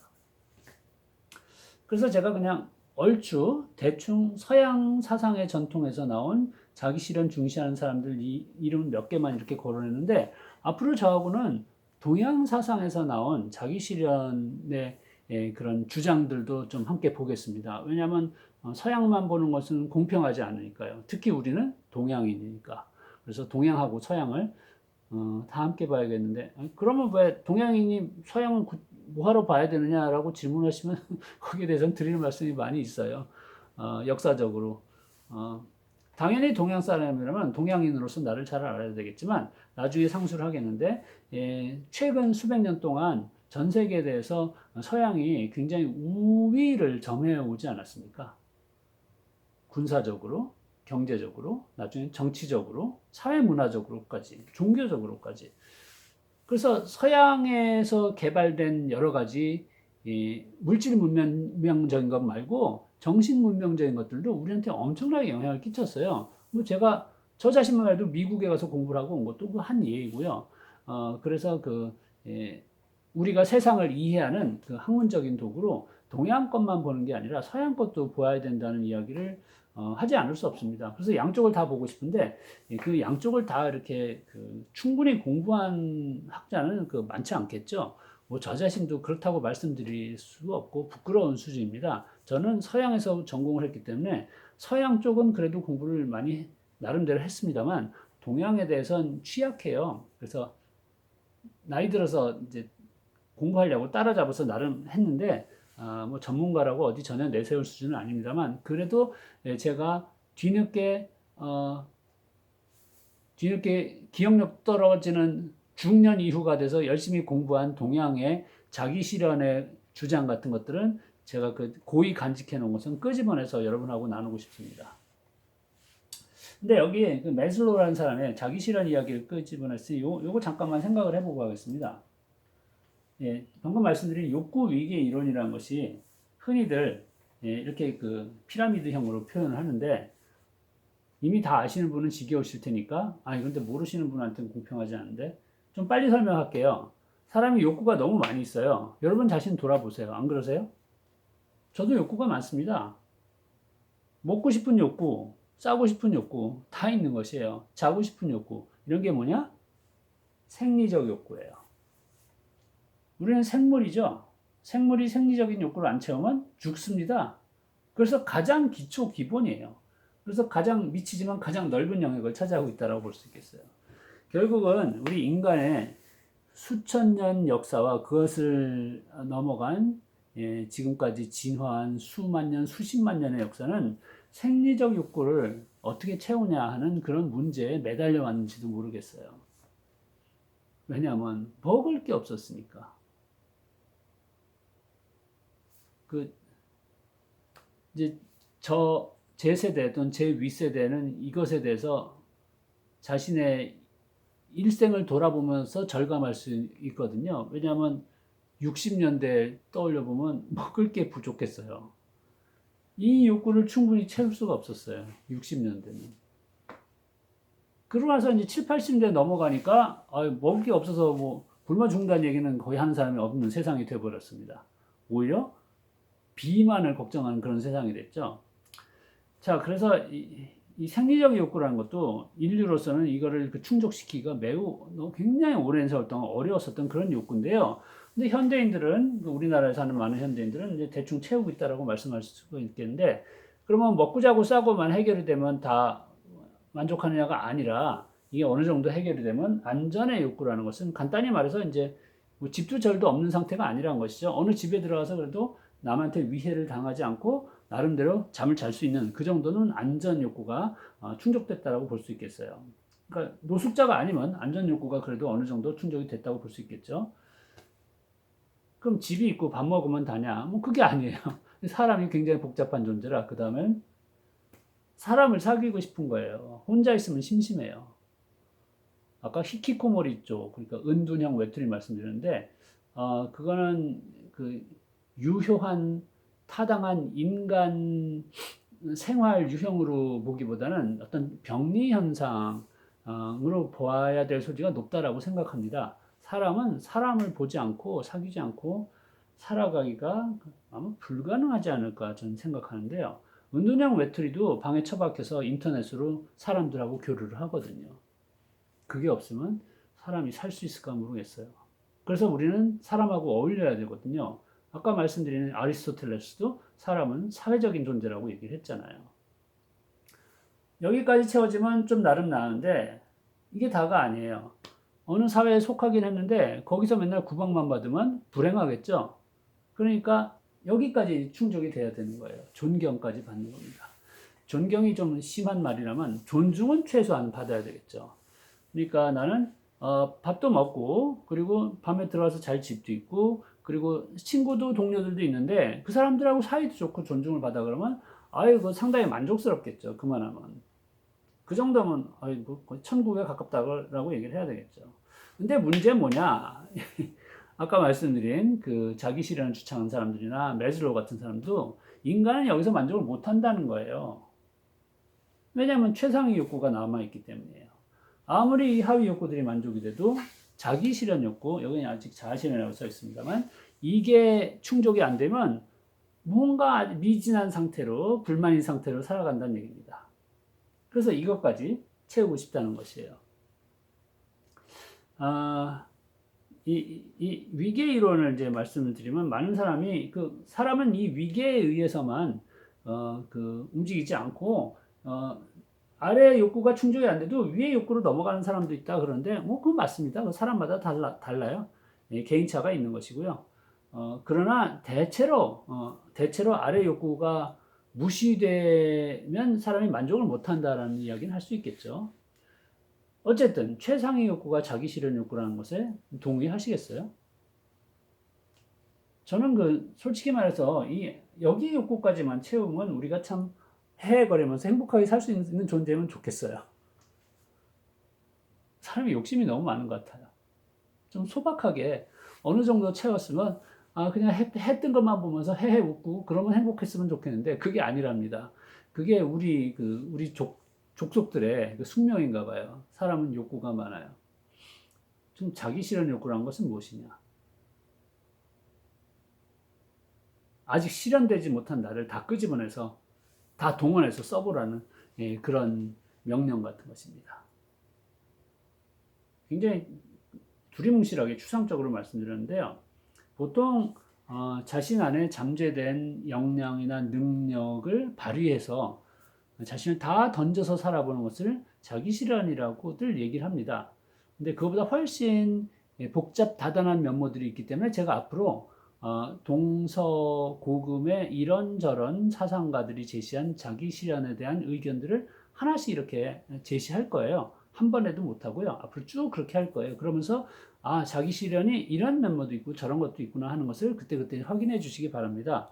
근데 그걸 한 번에 제가 다 말씀드릴 수 없기 때문에 지금은 내 안에 잠재된 것을 다 동원해서 다 발휘해보고 그래서 나를 잘 써보는 것 이런 것을 이제 자기 실현이다라고 간단히만 말씀을 드렸어요. 이것을 제가 대학생들한테 좀 간명하게 설명하기 위해서 쓰는 비유가 있거든요. 좀 간명하다 못해 좀 유치한 측면이 있긴 합니다만 제 생각에는 자기 실현의 그 핵심을 잘 드러내 준다라고 생각해서 이것을 여러분께도 잠깐 보여드릴게요. 어떤 비유로서 말씀드리겠습니다. 자, 이런 차가 있어요. 슈퍼카예요. 페라리. 얼마? 뭐 7, 8억 이상 할 거예요, 요즘엔. 뭐 그런 차들이 있다고 그래요. 그렇죠. 집채만한 차들, 집채만한 가격의 차들이에요. 제가 이런 슈퍼카를 소유했다라고 상상을 해보겠습니다. 실제로 소유하면 저는 집이 없어지겠죠. 그러나 그냥 상상만 하겠습니다. 이 차를 가지고 제가 경기도 남쪽의 소도시에 사는데 거기서 그냥 평범한 소시민으로 사는 삶에서 이 슈퍼카를 제가 일상에서 몰고 다닌다라고 상상을 해보겠습니다. 그래서 이 슈퍼카를 몰고 어디를 가느냐? 슈퍼카니까 보통 차하고는 달라요. 이렇게 밟으면 튀어나가는데, 그러니까 제로에서 100km까지 가는데 한 3, 4초 걸리는 뭐 그런 차예요. 그리고 시속 300km 이상 나가는 그런 차죠. 근데 제가 이 차를 몰고, 뭐 마트에 가요. 또는 가족을 데리고 공원에 가요. 그러면 기껏 밟아봤자 시속 한 50km, 요새 시내 제한 속도죠. 50km 받고 찔찔찔 가가지고 그 잡일 보고 오고 그런다는 얘기입니다. 그래서 뭐 마트에 가면 뭘 하냐면 뭐 이를테면 이런 걸 사오는 것이에요. 그래서 이런 일에 제가 일상적인 잡일 보는 차로 이 페라리를 계속 사용해서 이제 10년 넘게 타가지고 얘가 마일리지가 다 돼서 이제 빠이빠이 할 때가 됐다라고 상상을 해보겠어요. 그래서 얘가 폐차장에 갈 시기가 됐다라고 생각하겠습니다. 그러면 잠깐 그 감정이입을 해주세요. 만약에 페라리가 인격이 있다면 폐차장에 가는 이 페라리의 심경은 어떨까? 상상을 해주실 수 있습니까? 제가 이것을 학생들한테 물으면 답이 곧 나왔어요. 비참할 것이다. 후회스럽다. 통탄하다. 주로 이런 답입니다. 그리고 가장 강도 높았던 답으로 제가 기억하는 것은 치욕스러울 것이다. 뭐 등등 이런 답을 했어요. 왜냐하면 슈퍼카가 라면이나 다르고 이런 별 볼일 없는 친구를 태우고 다니다가 시속 60km도 잘 못 밟아보고 다니다가 결국은 죽게 됐으니 이게 얼마나 원통한 일이냐 뭐 그런 감상이 되겠죠. 그러면 페라리라는 슈퍼카는 폐차장에 갈 때 그런 비통함을 느끼지 않고 이만하면 잘 살아봤다 이제 죽기 좋은 날이야 뭐 그러면서 가는 그런 페라리가 되기 위해서는 어떻게 살았어야 됐겠냐 상상해 보시겠어요? 지금 할 수 있는 걸 해봤으면 그러지 않을까요? 즉 여기 찌질한 2, 3천만 원짜리 차들 다니는 이런 도로 말고 아우토반 경기장 레이싱 트랙에 가서 붕 밟고 시속 300km 이상 날아다니면 와 신난다 하고 나 이거 하려고 태어났어. 그럼 환호를 지르지 않았을까요? 그걸 못 해보고 가면 원통하지 않을까 하는 말씀이에요. 이게 자기 실현하고 관련 깊어요. 자기 실현은 내가 타고 난 나의 엔진을 발동을 걸어서 그것은 꾹 밟아보라는 것. 그런 메시지하고 관련이 있습니다. 아리스토텔레스가 얘기한 도토리 씨 안에 수많은 거목이 될 잠재성이 있었는데 그게 자라다 말고 그냥 꺾여버려서 죽었으면 굉장히 원통하겠죠. 그 잠재력을 다 동원하지 않고 쓰지 못하고 자라다만 남은 그 비극적인 것처럼 이 페라리도 엄청난 잠재력을 가지고 슈퍼카로 날아다닐 수 있었는데 하나도 못 써버리고 하니까 안타까운 것이란 말이고 우리도 우리 안에 어떤 잠재력을 가지고 태어났을지 모르는데 그걸 안 써보고 가면 그러면 아까 걸로 돌아가서요. 요 최상의 욕구가 충족이 안 돼서 아쉬워하면서 가게 된다 이런 이야기를 이제 에이브럼 매슬로우가 하고 있는 것입니다. 어떠세요, 여러분 보시기엔 이게 그냥 하나의 뭐 나름 재미있는 이론에 불과하다고 오십니까? 아니면 공감이 오십니까? 전 물론 이제 공감이 가다 못해 매우 중요한 주장이라고 생각해서 이 자기 실현을 가지고 교육 프로그램도 만들고 뭐 책도 쓰고 뭐 그러고 있는 사람입니다만. 뭐 이런 이론을 주창한 매슬로우 같은 사람은 굉장히 공격을 많이 받게 돼 있어요. 실제로 살아생전 그랬고, 그러나 워낙 이제 깊고 훌륭한 학자이기 때문에 그 만년에 이제 나이 많게 됐을 때까지 이제 자기가 세운 이론을 다시 정립하면서 그 사람한테 제기됐었던 많은 비판들에 대해서 굉장히 차분하게 반박을 하고 여전히 그 자기 실현의 중요성을 강조하다가 가신 분이죠. 그러니까 이를테면 젊을 때하고 다르게 매슬로우가 만년에 이르러서는 자기 실현이란 최상위 욕구로서 어떤 사치스러운 욕구가 아니라 사실은 인간의 가장 절실한 욕구다, 이런 주장까지 하셨어요. 근데 아까 그 역삼각형 피라미드를 생각해 보면 정말 자기 실현은 사치처럼 보이거든요. 왜냐면 사람이 돈 벌어서 먹고 살고 집 있고 그리고 일단 사회생활하는 그 기초가 기본이 마련이 돼야지 그 다음에 여유가 있으면 자아 실현도 하고 그런 거지라고 보통 사람들은 말하거든요. 근데 매슬로우는 역으로 실은 우리가 그 자기 실현하려고 태어났다라는 주장까지 하는 거예요. 동의하실 만한가요? 자, 어떤 사람들은 여기에 동의를 하고요. 제가 생각하기엔 동의하는 인구의 저변이 갈수록 확산되고 있는 것 같아요. 그것을 확실히 이제 계량적으로 측정해 보지는 않았습니다만 제 감입니다. 왜냐하면 이제 굶어 죽지는 않게 됐단 말이죠. 제가 60년대 자란 이런 세대들은 먹고 사는 것 그 자체에 그냥 굉장히 속박됐다라고 아까 말씀드린 것처럼 요즘에 자라는 청년들은 MBTI 같은 게 궁금한 게 돈만 버는 게 아니라 보다 더 의미 있는 일생을 살고 싶은 욕구가 강해진 것이고 그래서 자기 실현에 훨씬 더 관심이 많아지고 있다라고 보는 것이에요. 그래서 괜한 추정은 아니라고 저는 생각합니다만 사회학의 노인학이라는 분야가 있는데 그쪽 연구 자료들 이제 모은 것을 제가 한번 봤더니 이 고령에 이제 7, 80대 이상 되셔가지고 거의 이제 돌아가실 날을 기다리고 있는 이런 노인분들을 인터뷰한 그 굉장히 다량의 자료가 있어요. 거기서 그 연구한 학자가 이제 들려준 말인데 돌아가실 때 다 된 고령의 그 노인분들은 인터뷰 질문에서 평생 동안 가장 후회하는 게 무엇이냐라는 질문에 대해서 다수가 이런 답을 하더랍니다. 가장 후회하는 것은 실패한 게 아니다라고 그러더래요. 우리들이라고 해서 죄송해요. 저도 그렇고 과거에 뭐 잘못하고 오류가 있었고 실패한 것에 대해서 후회감을 갖고 있는데 돌아가실 때 다 되신 분들께서는 실패한 거는 뭐 하나 재밌었던 사건이지 뭐 그렇게 얘기를 한대요.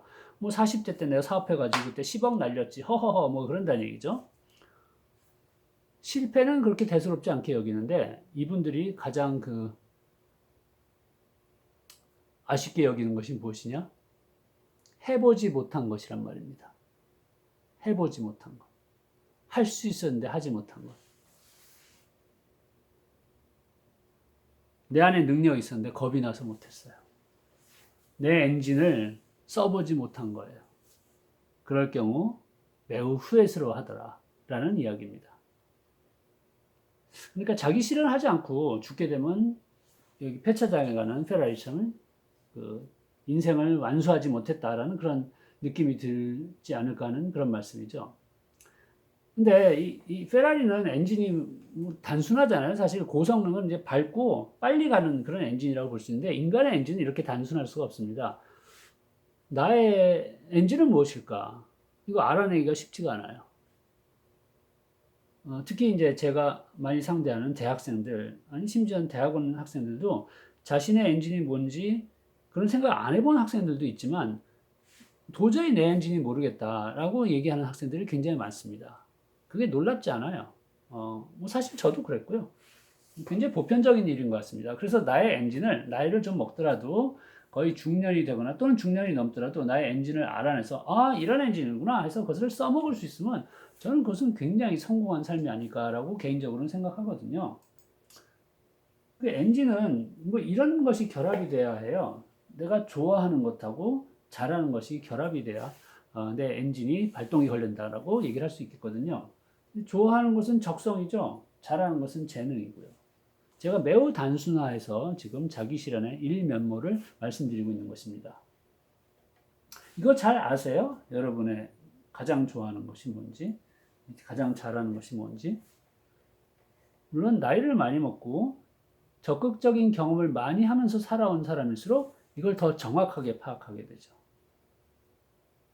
그리고 나이가 어리고 경험이 일천할수록 잘 모르는 것이고요. 여러분은 어떠신지 이것도 제가 성찰의 질문으로 던집니다. 근데 저는 뭔가 부족한 인간인지 몰라도 이걸 알아냈는데 너무 오랜 시간이 걸렸어요. 저는 일찍 알아내지 못했어요. 저는 진짜 한 40쯤 돼가지고 알아낸 것 같아요. 난 이런 걸 좋아하는구나. 공부 쪽으로는 일찍 길을 갔는데 어렴풋이 제가 그 선택한 공부의 길이 저한테 맞았다라고 느끼고 있었지만 어떤 공부가 좋은지는 진짜 제가 박사학위 받고 나서 알았어요. 박사학위 받고 나서 이건 분야가 아니다라는 걸 알았어요. 이 분야 아니고 저기다라는 걸 학위 받고 나서 알았으니 이미 너무 늦었다라고 그때 생각했죠. 그러나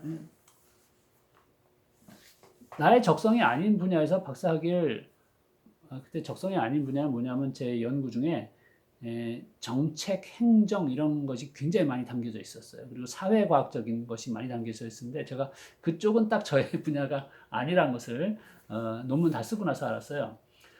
그럼에도 불구하고 그 공부를 한 것에 대해서 전혀 후회는 없습니다. 왜냐하면 저의 약했던 관심이 좀 덜했던 분야에 대해서 깊이 공부를 했으니까 저의 내면에 소외되고 홀대된 면을 개발시켰다라고 얘기할 수 있거든요. 그래서 전혀 후회는 없습니다만, 그러나 내가 완전히 혼이 빠지도록 홀딱 거의 빠질 수 있게 좋아하는 그것은 뒤늦게 이제 발견하게 됐다는 것에 대해서는 좀 아쉽다라고 생각한다는 말씀이죠.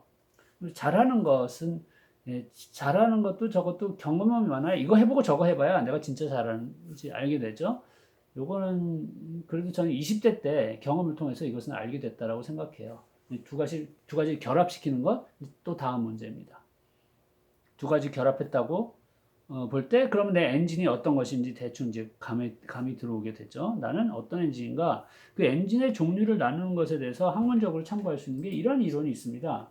이제 하버드 대학의 하워드 가드너라고 교육학과 교수신데 심리학 하시는 분인데 이분의 다중지능 이론이라는 게 있거든요. 그러니까 인간의 지능이란 것이 우리 보통 IQ 그러면 뭐 암기력 뛰어나고 뭐 저 논리적이고 뭐 빨리 계산하고 그런 걸 생각하는데 이것은 인간의 지능의 이제 한 기본적인 부분일 뿐이고 인간의 지능이 굉장히 다양하다는 얘기예요.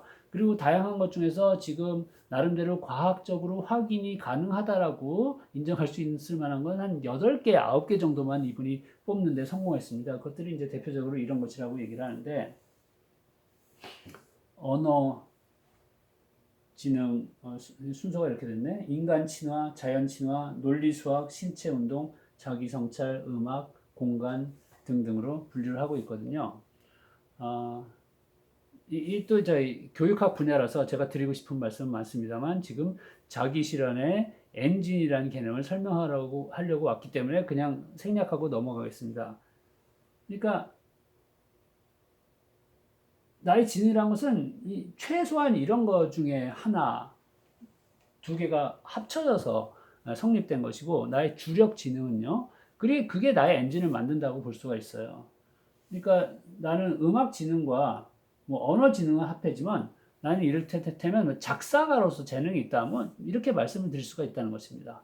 보통 사람이 뛰어난 것이 한두 개 아니면 뭐 두세 네 개 이렇게 걸쳐서 있기 때문에 그것들을 잘 조합해서 자신의 성격하고 또 자신의 환경하고 맞는 뭔가를 이렇게 구상할 때 그게 나의 구체적인 엔진이 될 것인데 지금 간단히 이렇게만 말씀드렸습니다만 쉬운 일이 아니죠, 당연히. 근데 문제는 뭐냐 하면 우리의 교육기관이 즉 학교가 이거 1번하고 4번을 지나치게 강조한다는 거예요. 뭐냐? 국영수예요. 국영수. 당연히 국영수 중요합니다. 저걸 나름 어느 정도 해야 되겠죠. 그러나 국영수가 인간의 지능은 다는 아닌데 나머지 것들은 너무 무시한다는 얘기예요. 나머지 것들. 이거 굉장히 중요하거든요. 인간 친화 지능서부터 생각해 보시면 학교의 모범생, 우등생이 사회에 나가서 꼭 우등생이 되느냐? 아니란 말씀이에요. 왜냐하면 공부를 아무리 잘해서 수학이 만점이라도 인간 친화 지능이 제로인 사람은 사회적으로 성공할 수가 없잖아요. 이건 뭐 일종의 그냥 함부로 하는 소리가 아니고 실제 나이 먹어보면서 수많은 사람을 대해봐도 이건 잘 알 수가 있습니다. 이건 매우 중요하고요. 나머지 것들도 다 중요하단 말입니다. 그런데 학교에서는 언어 지능과 수리 지능만을 배타적으로 중시하다 보니 내 안에 나만의 고유한 엔진을 만들 수 있는 다른 지능이 숨어 있더라도 그걸 충분히 발견해서 키워낼 기회를 못 가진 사람들이 현대 사회는 대부분이 아닌가 하는 생각을 해요. 특히 우리나라처럼 입시 경쟁에 의해서 국영수 위주로만 계속 아이들을 몰아가는 그런 환경에서는 더더욱 그럴 수 있다고 봅니다. 여러분들은 어떤지 이것에 대해서도 한번 성찰해 보세요. 나의 엔진을 개발할 충분한 기회를 나는 성장 과정에서 가졌는가? 참고로 이걸 가지고 제가 대학에서 만든 자기 성찰 프로그램도 있어요. 이거 제가 짚어봐야 될 게 굉장히 많이 있습니다. 학교에서는 나의 엔진의 발굴에 도움을 줬는가? 아니면 그것을 억압했는가? 짓밟았는가? 이런 문제에 대해서도 젊은이들, 학생들 얘기해 보라고 하면 얘기거리 굉장히 많습니다. 자기의 소중한 가능성이 있었는데 그것을 알지도 못했고 그리고 그걸 펼치려고 하면 어른들한테 구박만 받았다는 그런 증언도 굉장히 많고요. 여러분의 자녀는 어떻게 대하고 계신지 이것도 성찰해 보시기 바랍니다. 어려운 문제입니다. 왜? 어른들은 잠깐 뒤로 돌아갈까요? 어른들은 이런 것보다 이걸 중시하기 때문이죠. 아래 것 욕구, 생리적 안전의 욕구. 당연하죠. 내 귀한 내 자식이 밥 굶지 않고 먹고 살고 집도 마련해서 살길 바라는 것 당연한 거죠. 거기에 대한 우려와 그 기대, 욕구 이런 게 너무 강하니까 부모님들 입장에서는 항상 이것을 강조하게 돼서 저 위에 자아실현 욕구 같은 건 이제 뒷전으로 치워놓게 되죠. 요걸 다시 생각할 필요가 있다는 말씀입니다. 이게 중요하다는 걸 부정하려고 하는 게 아니에요. 저도 돈 벌고 애들 키우면서 살아온 입장에서 이게 얼마나 중요한지에 대해서는 누구 못지않게 동감을 합니다. 근데 이게 다냐라는 질문을 우리는 지금 던지고 있는 것이에요. 이게 다냐? 아니에요. 흔히 우리가 하는 말이 있습니다. 밥만 먹고 사냐? 아니죠. 반찬도 먹어야 되고, 삼겹살도 먹어야 되고, 술도 한잔 해야 되고, 취미생활도 해야 되고, 숨겨졌던 나의 깊은 가능성도 끄집어내서 발휘도 해봐야 되고, 다 해봐야 잘 사는 것이죠.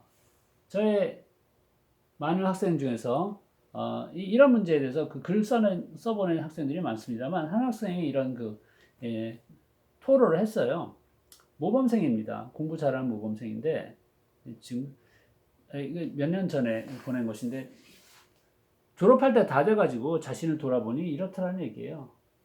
자기는 공부를 잘해서 이미 자아실현 됐다라고 믿었는데 근데 고등학교 시절에는 가고 싶은 대학을 정하는 건 쉬워요. 누구나 쉽죠. 스카이 가고 싶어 그러면 되니까. 근데 거기에 무슨 과를 갈지는 도저히 정할 수 없었다. 어떻게 그 스카이에 가느냐 이거에서만 골머리를 쏟았다 이런 말이죠. 그래서 나름 희생하고 열심히 해가지고 갔대요. 갔는데 무슨 일이 생겼느냐? 학교에 이름 보고 갔더니 전공이 자기한테 맞는지 어쩐지도 모르고 자기 자신에 대한 이해가 낮은 수준에서 가서 그 전공에서 공부를 하려고 하다 보니까 이제 거기서 그 재미가 없다라는 것을 깨쳤단 말씀이에요. 아까 저도 박사 논문 다 쓰고 나서 제가 공부한 분야가 재미가 없더라고 느꼈다는 것처럼 그래서 이 친구는 훨씬 더 빨리 느꼈으니 다행이죠. 학교를 왜 다니는지도 모르고 그리고 주변 아이들 친구들한테 물어봤더니 친구들도 비슷한 고민들을 나누고 있더라는 얘기예요. 이 친구의 이야기가 과장이 아닙니다. 제가 지금 20년 넘게 10개 넘는 대학에서 수천 명의 학생들을 상대해 오면서 자기 실현에 관해서 대화를 나누고 많은 보고서를 받고 그랬는데 이런 이야기를 토론하는 학생들이 절반 이상이 아닐까라고 저는 얼핏 추산합니다. 많은 젊은이들이 그렇습니다. 여러분은 어떠셨습니까? 여러분이 젊으셨을 때. 자기 이해가 참 힘든 과업이에요. 우리 잘 모르고 있다는 얘기입니다. 자기를 잘 모르니까 자기 실현에 손을 뻗기가 참 힘든 것이에요. 메슬로우가 얘기하는 가장 최상위 욕구는 그건 사치처럼 여기는 것이에요. 그래서 나름 직장에 가서 돈도 벌고 사회적으로 올라가서 안정된 직장에서 뭐 연봉도 괜찮아지고 뭐 동료도 있고 친구도 있고 가족도 있고 다 그렇지만 최상위 욕구가 만족이 안 되면 그래도 그 정도면 살만하지 않냐고 저는 예전에 생각했는데 그게 아닌 것 같아요. 이게 일종의 어떤 천장이 돼서 더 올라가지 못하게 될 때 우리가 그러니까 안정과 존경 욕구까지만 어떻게 여기서 해소가 되는데 더는 못 올라갈 때 이게 적체 현상이 일어나면서 부정적인 효과가 나와요. 그러니까 자기 이 개성을 발휘하는 나다운 나를 끄집어내서 써보는 자기 실현을 못하면 올라가지 못하면 여기서 뺑뺑 돌면서 부정적인 효과가 일어난 것 같아요. 그래서 너무 사람들의 존경을 원하고 너무 사람들하고 사이를 돈독하게 만들려고 그러면 이게 좀 오해하지 마시기 바랍니다. 사람들하고 사이 돈독하게 만드는 거 좋고 존중받는 거 좋아요. 근데 지나치게 집착하는 것은 문제가 있습니다. 그것도 좋긴 한데 자기만의 꽃을 피워보기 위한 몸부림도 칠 필요가 있다는 것이에요. 그래서 여기서 적체되지 않고 뚫고 올라가서 자기의 꽃을 피워보는 자기만의 엔진에 발동을 걸고 밟아보는 자기 실현을 시동하게 되는 사람은 훨씬 뭐랄까 기가 더 잘 통하고 이렇게 자연스러운 뭐 그런 기분이 된다고 할까?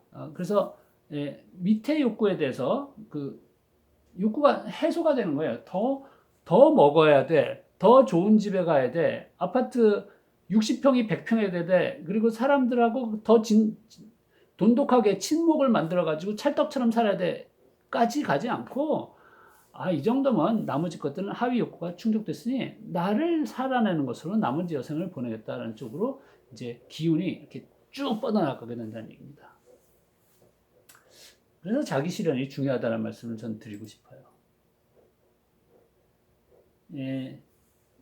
여기 제가 보여드리는 것은 이 사람도 심층 심리학자인데요.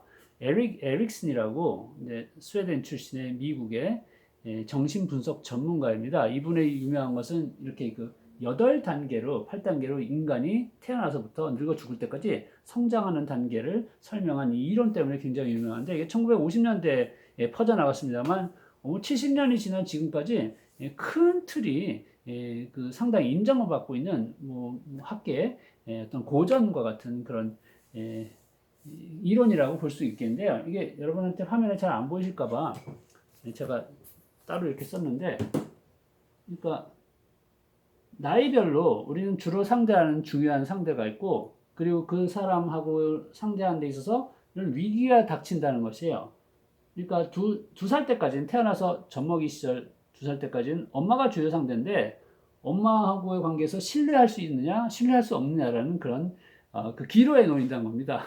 아기도 굉장히 심각한 삶의 여정을 시작을 한 것이죠. 어떻게 엄마를 못 신뢰하느냐라고 생각하시는 것은 곤란합니다. 키워보신 분 다 아시겠습니다만 엄마가 조금만 홀대해도 갓난 아기는 미친 듯이 울잖아요. 자지러지듯이 뒤집어지듯이 울잖아요. 그게 좌절이에요. 그 좌절이 커지면 불신이 점점 자라납니다. 그럼 곤란해요. 그래서 가능하면 엄마가 사랑으로 늘 따뜻하게 품어주면서 신뢰를 쌓는 게 매우 중요하고요. 그래서 여기서 희망이라는 덕목을 갖추게 된다는 것이에요. 태어나서 엄마하고 사이가 좋은 아기들은 엄마한테 깊은 사랑을 받고 보살핌을 받은 아기들은 인생이 이게 좋은 거야. 살만해라는 희망을 품게 된다는 것이에요. 그리고 이게 너무나도 중요합니다. 희망이 너무나도 중요합니다. 왜냐하면 삶은 너무나도 힘들기 때문이에요. 인생은 고해다 그러죠? 부인하세요? 그 힘든 고해를 견뎌서 한 발 한 발 위로 올라가서 살아남아서 결국 자기가 원하는 것을 하게 되기까지는 앞으로 나아가면 더 잘 될 거라는 희망이 기본적으로 장착되어 있는 사람이 훨씬 유리하죠. 그거 이때 마련한다는 것이에요. 그래서 태어난 아기도 나는 심각한 인생에 도전해서 중요한 일을 하고 있다고 볼 수가 있겠다는 말씀입니다. 이거 제가 매우 좋아하는, 중시하는 이론이고, 그리고 이제 사회에서 또 학계에서도 충분히 다뤄지고 있지 않다라고 저는 생각해요. 중요한 메시지가 이제 누락된 것들이 많은데, 그래서 제가 다음 시간에 이것에 대해서 더 얘기하고 싶지만, 오늘 드리고 싶은 말씀은 이것이에요. 지금 시간이, 뭐, 1시간 훌쩍 넘어서 많이 갔네. 여기까지만 말씀드릴게요. 여기, 이게 13살에서부터 19세까지거든요. 그러니까 중고등학교 시절이에요. 대체로. 중고등학교 시절 우리 청소년들, 그들의 삶에서 가장 중요한 게 무엇이냐? 그럼 입시 준비, 수험 생활이다라고 사회에서는 얘기할지 몰라도, 에릭슨 선생이 인간의 평생에 있어서 그 연령대에 가장 중요한 것은 요거를 추구하는 거라는 얘기입니다. 정체성. 정체성 말이 어렵습니다만 나는 누구냐 이거죠. 자기 이해예요. 그래서 나는 뭐가 좋고 적성이에요? 나의 적성은 어떠하고 뭘 잘하는지 재능과 관련인 것이에요. 그런 것에 대해서는 단서를 찾아내는 것이고 그걸 조합하는 그런 기회를 가져야 된다는 겁니다. 이게 경험 없이는 할 수 없는 일이에요. 이 경험이 배제됐죠. 그래서 무조건 국영수 해가지고 명문대만 중시하게 됐을 때 아까 보여드린 어려움을 겪고 있는 제 학생처럼 요 시기가 지나가서 청년기에 여기서는 20세에서부터 39세입니다. 청년기에 제 일을 하지 못하게 되는 것이에요. 이때 정체성을 제대로 찾아내지 못하면 요게 이제 발달 과제라고 볼 수 있는데 발달 과제가 유예돼요. 계속 밀려서 아래로 내려가요. 그래서 언제까지 내려가느냐? 재수 없으면 죽을 때까지 내려가요. 죽을 때까지 내가 누군지 파악을 못해요. 헤매다가요. 그러면 민폐 인물이 됩니다. 자기 자신 못 추스릴 뿐만 아니라 주변 사람한테 폐해를 끼치는 인물이 되는 것이죠. 누가 그런 사람으로 살다 가고 싶겠습니까? 나도 잘 챙겨서 나도 잘 살고 그리고 다른 사람한테도 베풀어서 잘난 척하고 살고 싶죠. 잘난 척이란 겉으로 드러난 이런 피상적인 걸 말씀드리는 게 아니라 보람 있게 살고 싶지 않냐 그런 말씀이에요. 그러려면 요 나이 때 실행했어야 될 그 발달 과제라는 것을 충실하게 실행해야 되는데 못하면 혼란에 빠져요. 나가 누군지 몰라요. 자, 그래서 우리의 젊은이들은 10대 때 이 과제를 잘 수행 못해서 혼란에 빠져서 대학에 와서 뒤늦게 이걸 하려고 합니다. 사춘기가 유예됐다라고 대학 교수들은 많이 얘기해요. 대학 4년 동안에 내가 정말 좋아하는 게 뭐지? 난 뭘 하면 좋지? 그 질문을 가지고 헤매는데 그때라도 헤매면 좋습니다. 문제 뭐냐? 대학 졸업하고 취업을 했어요. 직장에 들어가서 여전히 몰라요. 그때도 헤매요. 제가 과장하는 것 같습니까? 아니에요. 젊은이들 이직률 얼마나 높은지 아시죠? 요즘 같은 그 취업에 이 난관 속에서 어렵게 그 회사건 그 공직이건 들어갔는데 1년 안에 퇴직하는 사람이 얼마나 많습니까? 이게 내 길이 아니라는 거예요, 뒤늦게. 그래서 뒤늦게라도 아직 20대 후반이고 그러면 30대 초반이라고 그러면 자기를 찾아내서 자기 정체성 탐구를 하고 그래서 나를 더 깊이 알고 그래서 보다 더 정확한 자기 이해에 도달한다면 그만하면 또 괜찮다고 생각합니다. 그러면 30대 중후반에 제대로 알아낸 자기를 가지고 자기 엔진을 어떻게 밟을지를 나름대로 지혜롭게 그 방법을 습득해 가면서 자기 실현도 지향하면서 하위 욕구도 만족하는 쪽으로 갈 가능성이 남아 있기 때문이죠. 물론 이제 지금 이상적인 이론적으로 말씀드린 것이라 진정한 나의 재능과 적성을 이 세상에서 발휘하는 것은 지극히 힘든 일입니다. 아까 말씀드린 페라리의 예를 들어볼까요? 페라리가 시속 300km로 여기 지금 우리 동네 앞에 길에 나가서 밟으면 어떻게 되겠어요? 자기 엔진의 능력에 최대한도를 닿으면 어떻게 되겠어요? 죽습니다. 그러니까 경주장, 레이싱 트랙에 가서나 그렇게 해야 되죠. 이 말씀은 현실적인 여건도 나의 재능과 적성을 발휘하는 데 있어서 필수적으로 중요하게 고려해야 된다는 거예요. 그러니까 나의 가장 나다운 나의 엔진을 발견해서 그것을 발휘하기 위해서 이 세상이 준비가 안 됐다라고 한탄한 것은 어리석은 일입니다. 언제나 세상은 준비 안 됐어요. 자, 그럼에도 불구하고 이를테면 자기 실현은 내 꿈 같은 것이라고 좀 단순화해서 얘기하면 꿈도 못 이룰 걸 뭐하러 시도를 하느냐 이렇게 얘기하는 건 그것도 또 어리석습니다. 왜냐하면 가장 나다운 나를 이루어 보는 것, 나만의 꽃을 피워보는 꿈을 아예 하나도 간직하지 않고 살아가는 사람은 엄청나게 메마르고요. 자신의 존재에 요만한 부분밖에 구동을 시키지 못하거든요. 그 사람은 인생에서 성공하기가 너무 힘이 들어요. 그래서 나만의 꿈을 만개시킨 게 불가능하다 하더라도 그 꿈을 가슴에 품고 희망을 가지고 나 조금이라도 이걸 해보고 싶어라는 마음을 가지고 거친 세상에서 밥 벌어먹기 힘든 세상에서 나름 생계 현장에서 뛰는 사람은 세월이 5년, 10년, 15년, 20년 감에 따라서 내 꿈을 이룰 수 있는 소박한 가능성이라도 좀 더 키우면서 자기를 더 풍요롭게 만들 수 있습니다. 그런 사람은 내적인 여유가 생기고 타인들에 대해서 관대함을 갖고 타인들을 이해하는 그런 그 깊이가 생기고 그러면서 세상에서 더 잘 살 수 있는 가능성이 높아지죠. 오늘 제 말씀이 너무 길었어요. 이거보다는 짧게 하고 끝내야 되는데. 그런데 방금 말씀드린 에릭슨이죠. 에릭슨의 이론이 우리 자기 이해에 대해서 함의하는 바가 많기 때문에 이것은 다음 시간에 조금 더 말씀드리고 그리고 이제 구체적으로 교육의 철학과 교육의 역사라는 분야의 이야기를 다음 시간부터 펼치겠습니다. 오늘 여기까지 하겠습니다.